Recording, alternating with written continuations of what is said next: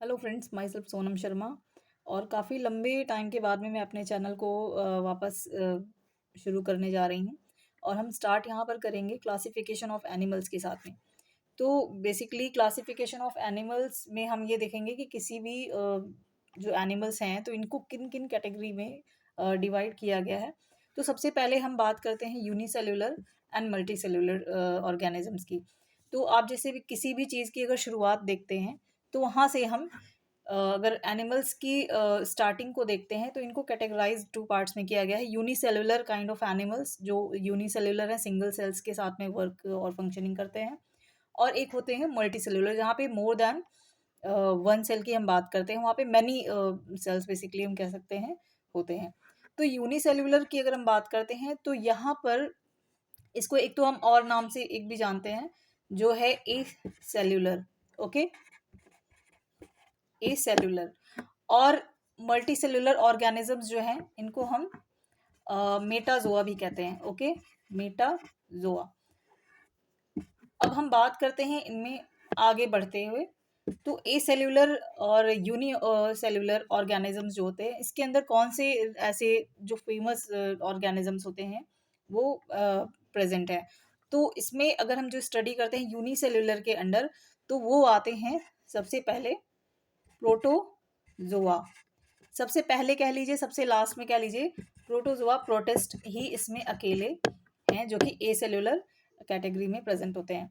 अब हम बात करेंगे मल्टी सेलुलर ऑर्गेनिजम्स की कि मल्टी सेलुलर कैटेगरी में कौन कौन से एनिमल एग्जिस्ट करते हैं। तो वो आते हैं, उनमें बेसिकली 3 डिविजन्स आपको मिलेंगे। ठीक है, कितने डिविजन्स मिलेंगे? 3 डिविजन्स मिलेंगे। आपको शायद स्क्रीन विजिबल नहीं हो रहा होगा तो मैं इसको रब करना चाहूँगी and then we will come to multicellular again. Multicellular organisms, तो इनकी कैटेगराइजेशन कैसे कैसे है इसके ऊपर हम बात करेंगे।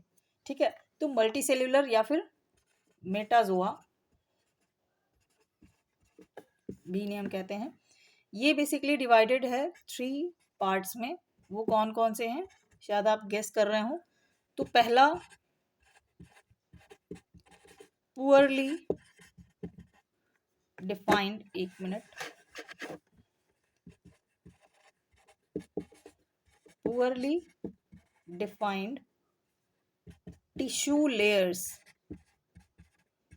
ओके, जिन ऑर्गेनिजम्स में जिनकी टिश्यूज होती हैं, बेसिकली अगर सेल्स का ग्रुप ऑफ सेल्स हम क्या कहते हैं, उन्हें टिश्यू कहते हैं।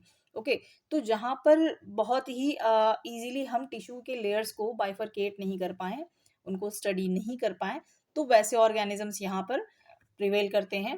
अगर इनके एग्जाम्पल की हम बात करेंगे तो जस्ट मिनट, हाँ, इनके एग्जाम्पल की अगर हम बात करेंगे तो वो है पोरीफेरा। इसका नाम आप लोग बहुत अच्छे तरीके से सुने होंगे, कई बार सुने होंगे। ठीक है, इसके बाद में जो सेकंड इसका बाइफरकेशन है वो किसमें है, वो है डिप्लोब्लास्टिक, या फिर इन्हें हम रेडिएटा के नाम से भी जानते हैं। ओके, इसके बारे में हम अभी आगे डिस्कस करेंगे, पढ़ेंगे। इनमें कौन कौन से ऑर्गेनिजम्स आते हैं या कौन कौन से कैटेगरी में इनको हम बांट सकते हैं, या कौन कौन से ऑर्गेनिजम्स बेसिकली यहाँ पर प्रेजेंट होते हैं या एग्जिस्ट करते हैं, वो हैं नाइडेरिया, इनका भी नाम आपने बहुत बार सुना होगा, एंड देन टीनोफोरा। ओके, यहाँ तक मेरे ख्याल से कोई डाउट नहीं होना चाहिए। एंड देन ट्रिप्लोब्लास्टिक पर आएंगे तो ये थर्ड इनका कैटेगरी है, ट्रिप्लोब्लास्टिक। ठीक है, ट्रिप्लोब्लास्टिक। अब ट्रिप्लोब्लास्टिक को हम बाइलेटेरिया भी कहते हैं। Okay, Bilateria. अब इनका जो बाइफरकेशन होता है वो भी 3 पार्ट्स में होगा। ओके, और इसके ऊपर हम नेक्स्ट वीडियो में डिस्कस करेंगे। Thank you.